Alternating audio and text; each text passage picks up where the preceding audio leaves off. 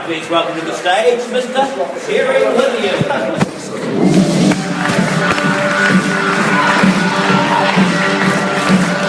Thank you. A big part of what Amnesty does is education, and I think education is incredibly important. A teacher in the audience, well done. My daughter, she's like fifth form, or whatever it is they call these days. And I was coming out tonight, and she's supposed to be doing this science project to catch her up. She's behind. And she's goofing around. So I think, okay, in the story, I'm a responsible parent. So what can I do? How can I motivate her? How can I press her buttons to make her more into science? Where's a positive female role model from the world of science? And I say to her, Isabel, do you think Marie Curie, discoverer of X-rays, inventor of radium, would have been as successful as she was if she'd goofed around on her science homework? And she turns to me and goes, Dad, I think you'll find it's pronounced Mariah Carey.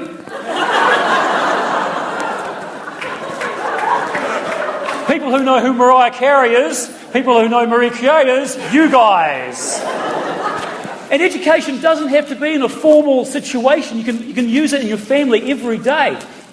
We have this thing we call gourmet night, where we throw a dart at the world map, whichever country it lands in. If it's your turn, you've got to make a 3-course meal for the family from that country. Last weekend, I got turkey. It's fantastic. I can make my famous homemade hummus. And I'll get Grandad involved, because he's a classic Kiwi, meat and 3 veg kind of guy. Let's cosmopolitan him up a little wee bit.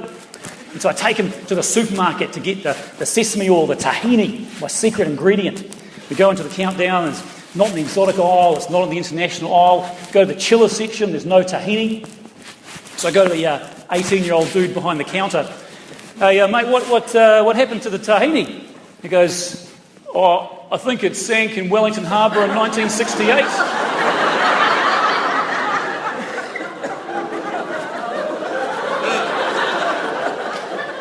Well, Grandad's going, I'd like some fellatio, please.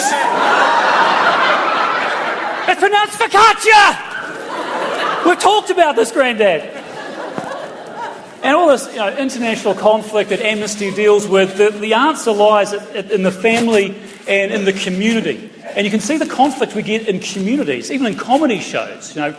Sometimes Radar as MC would come out and say something like, oh, who are you all from? Or anyone on tonight from West Auckland? And all the Westies go, hey! Because that's what Westies do. And say, is there anyone on tonight from the North Shore? And one lady goes, that's not what normally happens. Normally she says, be quiet, Gerald, they'll steal our car.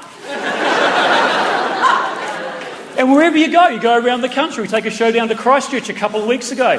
And I forget to repress the fact that I'm from Auckland. And there was a woman pretty much where you are there, madam. I'm 90 seconds in, she just stands up right in the middle of my set and goes, oh, you're from Auckland, it's so violent up there. There's no community spirit. You don't even know your neighbours.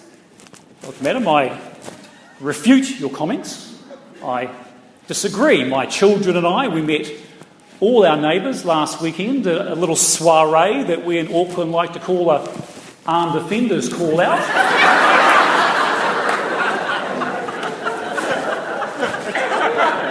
I wish that was a joke.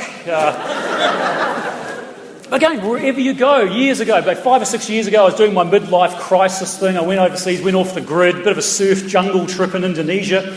2 weeks I went without speaking to anybody else who spoke English. I treat myself to a night in the resort at the end, bit of a shower, bit of a shave, go down to the bar, middle of an Indonesian jungle, and there's a guy at the bar wearing a Waikato rugby jersey. So I go up to him, oh, who's going to win the Super 12 this year, bro? And he goes, je suis un contracteur de Marseille, canton New Zealand, bateau, et contracteur de Mercois Jean-Luc. And it was about this stage I started to suspect he might not be from Hamilton. It turns out his name was Jean-Luc, and he was a boat builder from Marseille, and he'd come to the viaduct to build a boat, and that's where he got the jersey. And I was immediately struck by the irony of a Frenchman coming to the viaduct to build a boat.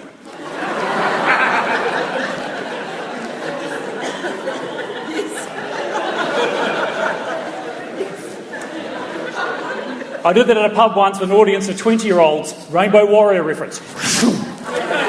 Come on, teacher, do a better job, teach the kids.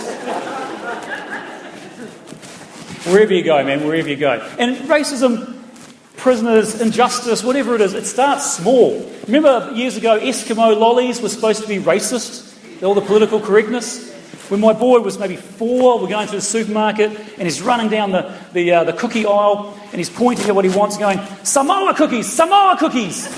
And I look at it, it's a clear plastic bag full of brown cookies covered in coconut. Oh my God, that's so inappropriate. And it turns out he wasn't saying Samoa cookies, he wanted some more cookies. It wasn't racist. It wasn't racist. It was all just a delicious misunderstanding. It turned out they were Afghans. So,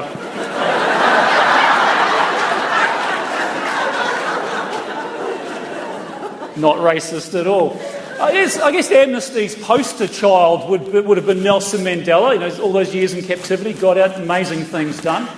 One person clapping for Nelson Mandela. That's probably about appropriate.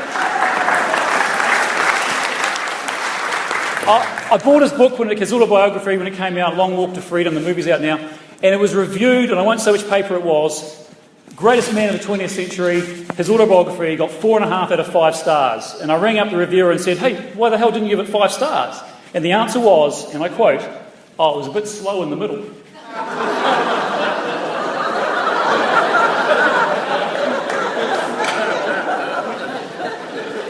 But, you know, kids, my boy's a teenager now, no one reads. If they read, it's online.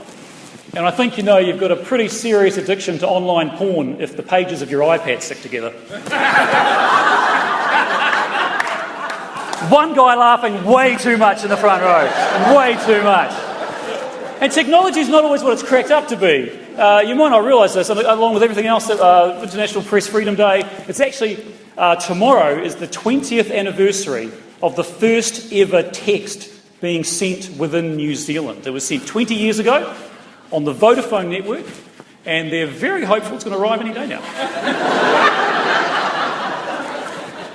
But one of the things you want to do as a community is hold on to your community and not let multinational corporates leverage it for their own gain. You know, I love McDonald's, I love them as a community citizen, but leave our communities to our community. And one of the things they're subtly doing, the new form McDonald's, when you go up those, you've got the 2-lane drive-through, merge like the first window and the second window. In between now, they've all got a big photo that represents the local community. Like my neighbourhood's Mairangi Bay, a lot of yachting going on, so there's photos of yachts. The one near Eden Park, obviously rugby, pictures of rugby players. And the one in Henderson, their photo has been stolen. Hey, that's my time. I'm Terry Williams. Enjoy the rest of the show. Thank you for supporting Amnesty.